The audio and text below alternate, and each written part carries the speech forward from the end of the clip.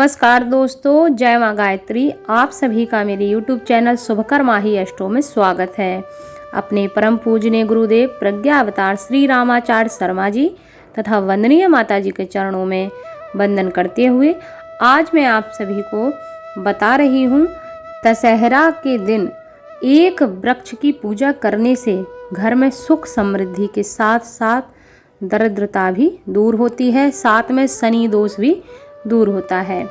वह कौन सा पौधा है जिसकी पूजा करने से और उस वृक्ष को अपने घर में लाने से कौन कौन से लाभ होते हैं, आपको इस वीडियो में बताएंगे। सनातन धर्म में दशहरे के त्योहार का विशेष महत्व बताया गया है। माँ भगवती की 9 दिन पूजा करने के बाद दशमी के दिन विजयादशमी या दशहरा का त्योहार मनाया जाता है। हर साल यह पर्व अश्विन मास की शुक्ल पक्ष की दशमी तिथि को मनाया जाता है। इस दिन देवी जया और विजया की पूजा की जाती है। विजयादशमी का पर्व अच्छाई की जीत का विजय संदेश देती है। देश के अलग अलग हिस्सों में लोक परंपराओं के मुताबिक विजयादशमी का पर्व मनाया जाता है। इस दिन शस्त्र पूजा व शमी वृक्ष की पूजा भी की जाती है। साथ ही कहीं पर अश्व पूजन भी किया जाता है। धार्मिक मान्यताओं के अनुसार दशहरे के दिन शमी वृक्ष की पूजा करने से घर में सुख समृद्धि तो आती ही है, साथ में कई दोष भी दूर हो जाते हैं। दशहरा के दिन शमी के पूजन का विशेष महत्व बताया गया है शास्त्रों में, और इसके पीछे कथा भी है। कथा के अनुसार कौरवों की धूत में जीत के पीछे शमी पूजन मुख्य कारण था। महाभारत के युद्ध के पहले एक और युद्ध हुआ था जिसे अर्जुन ने अकेले ही लड़ा था। एक तरफ कौरवों की विशाल सेना थी और दूसरी तरफ अर्जुन अकेले थे।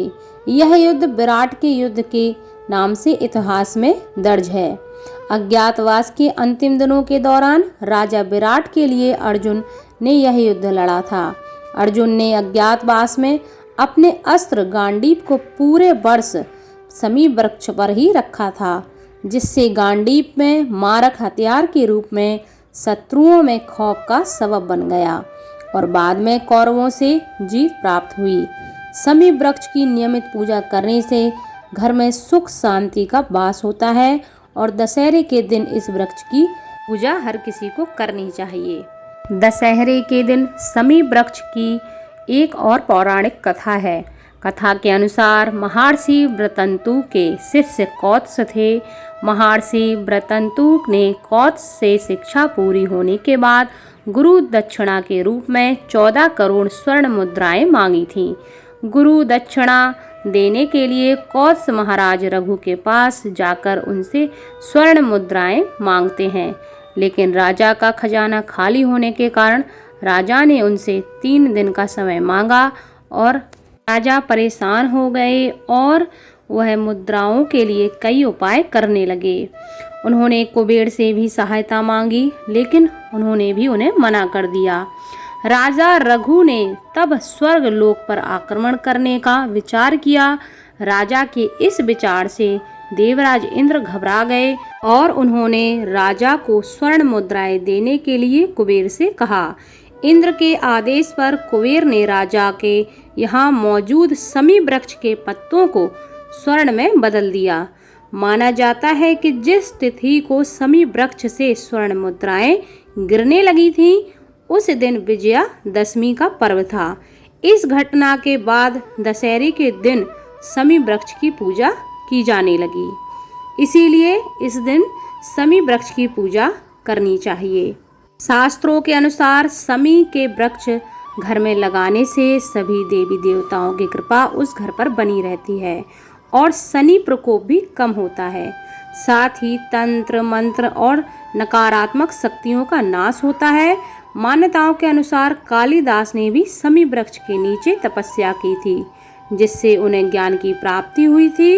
विजयादशमी के दिन प्रदोष काल में शमी वृक्ष की पूजा जरूर करनी चाहिए। कार्य सिद्धि के लिए इस मुहूर्त में पूजा करना विशेष फलदायी माना जाता है। साथ ही घर में सकारात्मक ऊर्जा का वास होता है और नकारात्मक ऊर्जा का नाश होता है। शास्त्रों के अनुसार भगवान श्री राम ने भी समी वृक्ष की पूजा की थी। लंका पर आक्रमण से पहले भगवान श्री राम ने समी वृक्ष का पूजन किया था। उससे ही उन्हें विजय होने का आशीर्वाद मिला था। आज भी कई जगहों पर लोग रावण दहन के बाद घर लौटते समय समी के पत्ते स्वर्ण के प्रतीक के रूप में एक दूसरे को बांटते हैं और उनके कार्यों में सफलता मिलने की कामना करते हैं। दशहरे के दिन आप समी वृक्ष की पूजा इस प्रकार करें। एक लोटे में गंगा जल मिला हुआ जल ले लें, उससे समी वृक्ष का सिंचन करें। इसके बाद दीपक जलाकर आरती करें, धूप दीप नैवेद्य चढ़ाएं। उसके बाद वृक्ष को प्रणाम करें। पूजा करने के बाद वृक्ष की कुछ पत्तियां तोड़कर अपने पूजा स्थल में रख दें। लाल कपड़े में अक्षत, एक सुपारी के साथ इन पत्तियों को बांध लें। इसके बाद इस पोटली को अपने गुरु या किसी बड़े बुजुर्ग से आप प्राप्त करें। साथ ही दशहरे के दिन भगवान राम की पूजा करें और उनकी परिक्रमा भी आप करें। विजयादशमी के दिन समी वृक्ष के पूजन के उपरांत आपको इस मंत्र का जाप जरूर करना चाहिए। इससे सभी मनोकामनाएं पूरी होती हैं और इच्छित फल की प्राप्ति होती है, ऐसा शास्त्रों में बताया गया है। मंत्र इस प्रकार है। समी समयते पापम समी शत्रु विनाशनी अर्जुनस्य धनुर्धारी रामस्य प्रियदर्शनी करिष्यमाण यात्राया यथा कालम सुखम मया तत्र निर्विघ्न कर्तृत्वम भव श्री राम पूजिता। इस मंत्र का अर्थ है, हे समी, आप पापों का क्षय करने वाले हैं और दुश्मनों को पराजित करने वाले हैं।